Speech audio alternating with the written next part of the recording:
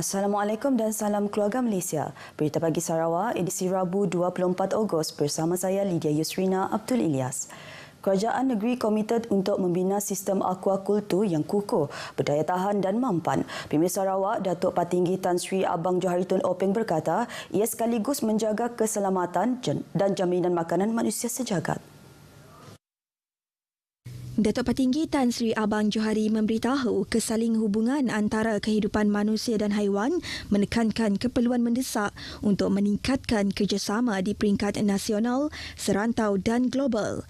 Ia bagi menangani isu penularan penyakit dalam ekosistem akuatik serta menggalakkan pendekatan bersepadu dan berasaskan sistem berdasarkan konsep One Health. Beliau berkata demikian menerusi teks ucapan perasmian di 11 Symposium in Diseases in Asian Aquaculture yang dibaca oleh Timbalan Premier Dato' Amar Awang Tengah Ali Hassan di Kuching.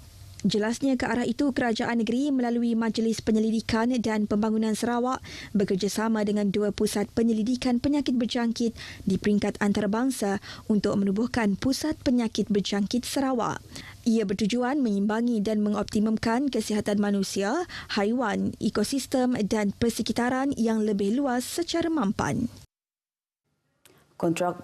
Kontrak bagi 18 buah projek di Sarawak yang menelan kos RM563 juta akan ditamatkan. Menurut Timbalan Premier Sarawak, Dato' Amar Douglas Unggah Embas, ia merupakan daripada 95 buah projek bernilai RM10.35 juta yang akan disenaraikan sebagai projek kritikal yang mengalami kelewatan setakat Jun lalu.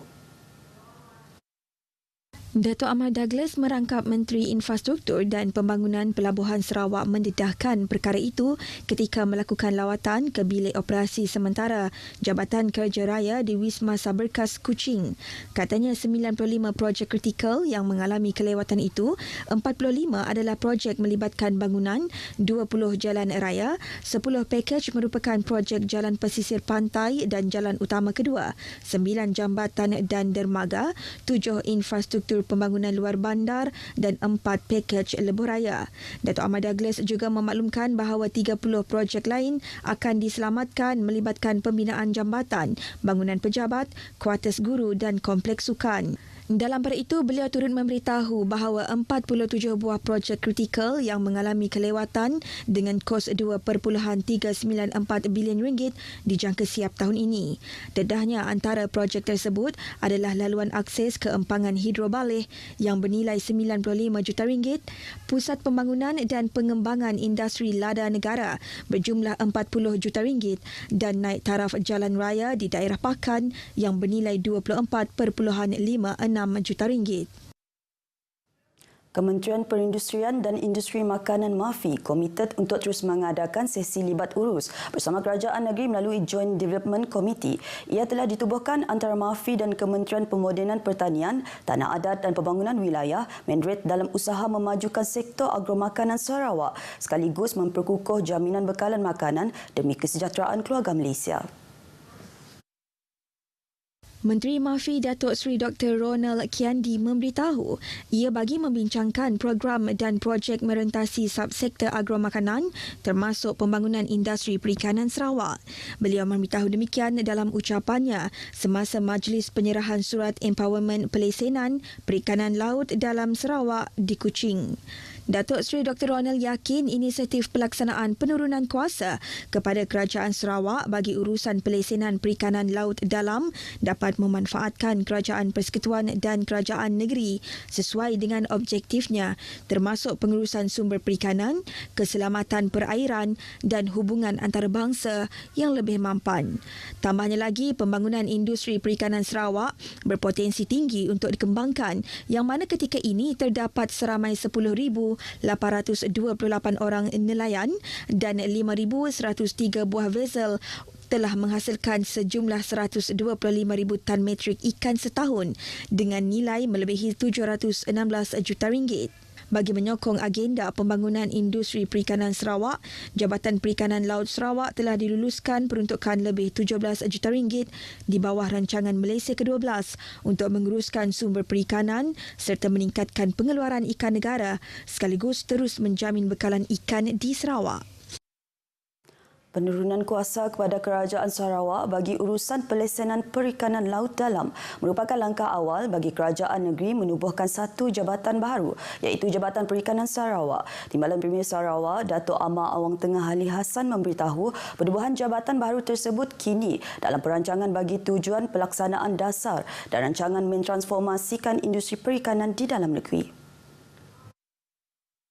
Datuk Amar Awang Tengah berkata walaupun kuasa telah diturunkan di peringkat negeri, kerajaan negeri akan terus meningkatkan kerjasama dengan kerajaan persekutuan bagi membangunkan sektor tersebut. Tegas beliau, kerjasama kedua-dua pihak masih diperlukan bagi mengembangkan industri tersebut yang akhirnya bukan sahaja memberi manfaat kepada negeri, bahkan Malaysia secara keseluruhannya. Beliau memberitahu demikian kepada pemberita selepas menyaksikan majlis penyerahan surat empowerment penurunan kuasa kepada Kerajaan Negeri Sarawak khususnya bagi pelesenan perikanan laut dalam yang disampaikan Menteri Pertanian dan Industri Makanan Datuk Seri Dr. Ronald Kiandi kepada Menteri Pemodenan Pertanian dan Pembangunan Wilayah Sarawak Datuk Seri Dr. Stephen Rudy Utom di Kuching. Penurunan kuasa tersebut bermatlamat untuk meningkatkan penglibatan masyarakat dalam industri perikanan laut dalam di perairan Laut Sarawak.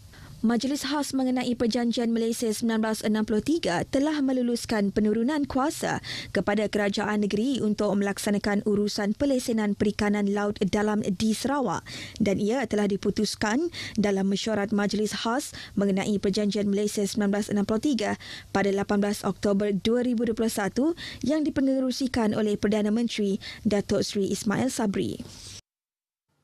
Projek pembangunan semula sekolah Daif menggunakan dana RM1 bilion di Sekolah Kebangsaan SK Nanga Pedai dan SK Nanga Jagai di Kanawit kini berjalan lancar dan dijangka siap sebelum sambutan Christmas tahun ini. Menurut Menteri Pendidikan, Inovasi dan Pembangunan Bakat, Datuk Roland Sagah Wee In, kedua-dua projek sekolah itu yang dimasukkan dalam satu pakej melibatkan kos RM13.5 juta. Katanya projek itu kini sekitar 44% siap dan pembinaan kini adalah melibatkan kerja sistem binaan berindustri IBS.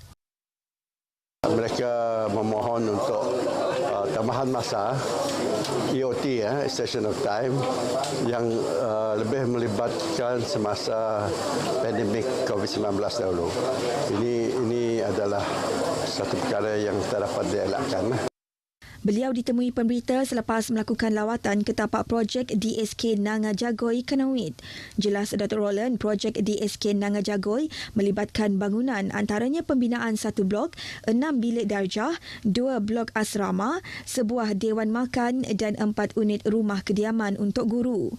DSK Nanga Pedai pula, projek ini melibatkan pembinaan 1 blok, 6 bilik darjah, 2 blok asrama, dewan makan dan 2 unit rumah kediaman guru.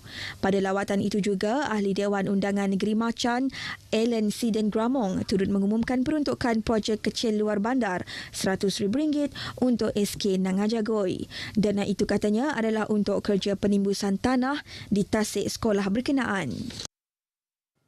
Program Merdeka at Community Kembara Merdeka Keluarga Malaysia 2022 membawa misi besar dalam menyemarakkan semangat patriotisme dalam kalangan masyarakat. Pengarah Penerangan Negeri Sarawak, Jaafar Jantan berkata, sebagai agensi bertanggungjawab mengajak komuniti setempat untuk sama-sama mengibarkan jalur gemilang bagi menyemarakkan semangat sambutan Bulan Kebangsaan. Sambutan Hari Kebangsaan dan juga sambutan Hari Malaysia yang bertemakan Keluarga Malaysia Teguh Bersama ini menunjukkan ataupun melambangkan satu refleksi atau manifestasi daripada kesemua pihak, bukan hanya daripada golongan NGO ataupun komuniti, tetapi juga melibatkan agensi-agensi kerajaan dan juga sektor korporat. Beliau berkata demikian pada majlis pelepasan konvoi KMKM 2022 di Bintulu. Konvoi berkenaan meneruskan perjalanan ke Sungai Asap, Niah dan Miri sebelum menjelajah ke Limbang dan Lawas dan akan berakhir di Betong. Konsert Bintang P. Ramlee 2022 peringkat negeri Sarawak bakal kembali menemui peminat pada Sabtu ini di Auditorium P. Ramlee RTM Kuching selepas berehat panjang, iaitu kali terakhir diadakan pada 2018. Penerbit Bintang P. Ramlee 2022 peringkat negeri Sarawak, Nur Aida Kemilia Jami Abdullah berkata, persiapan bagi konsert itu kini sudah mencapai 80%. Semua peserta pun dah bersemangat dan kami dari segi technically dan juga production sangat excited, teruja kerana kita dah lama berehat. So inilah masanya kita kick off balik to light up the scene in Sarawak. Tambahnya lagi, pencarian bakat bintang P. Ramlee yang diadakan pada Jun lepas menerima sambutan memberangsangkan dan ia juga merupakan acara yang dinanti-nantikan penduduk di negeri ini yang meminati karya seniman agung Allahyarham Tan Sri P. Ramlee dan biduanita Puan Sri Saloma. Ujarnya lagi, konsert kali ini akan menampilkan peserta dari Bintulu, Sibu, Sri Aman, Samarahan dan Kuching. Malah turut disertai peserta temuda yang berusia 26 tahun. Beliau berkata demikian ketika menjadi tetamu menerusi cerita Pagi Sarawak dalam slot Selamat Pagi Malaysia. Dewan Bandaraya Kuching Utara DBKU dan Persatuan Berbasikal Negeri Sarawak sekali lagi akan menganjurkan kejohanan berbasikal tahunan Seoul Mountain Bike Challenge 2022 setelah 2 tahun menyepi berikutan pandemik COVID-19. Menteri Belia dan Sukan Sarawak, Datuk Seri Abdul Karim Rahman Hamzah memberitahu kejohanan yang akan diadakan pada 26 hingga 28 Ogos ini akan dianjur dengan skala yang lebih kecil berbanding dengan penganjuran terakhir kejohanan tersebut pada tahun 2019. Jelas Datuk Seri Abdul Karim dalam sidang media di Kuching, ini adalah sebagai permulaan baharu bagi penganjuran acara tersebut selepas situasi pandemik COVID-19 yang menyaksikan banyak acara sukan terpaksa dibatalkan. Namun begitu, beliau yakin kejohanan bertaraf antarabangsa itu dapat dianjurkan secara besar-besaran pada tahun hadapan dengan penglibatan lebih ramai atlet berbasikal dari dalam dan luar negara. Beliau juga memberitahu seramai 58 orang peserta dari Filipina, Sabah, Selangor, Johor dan Sarawak akan merebut kejuaraan dalam 5 kategori yang akan dipertandingkan tahun ini. Selain itu, kejohanan ini juga menawarkan hadiah keseluruhan RM38,150. Datuk Seri Abdul Karim kemudiannya menyaksikan penyampaian cek tajaan bernilai RM150,000 daripada kementeriannya kepada DBKU selaku pengelola penganjuran kejohanan tersebut. Berita Pagi Sarawak edisi Rabu 24 Ogos berakhir di sini. Saya Lydia Yusrina Abdul Ilyas. Salam keluarga Malaysia. Jumpa lagi.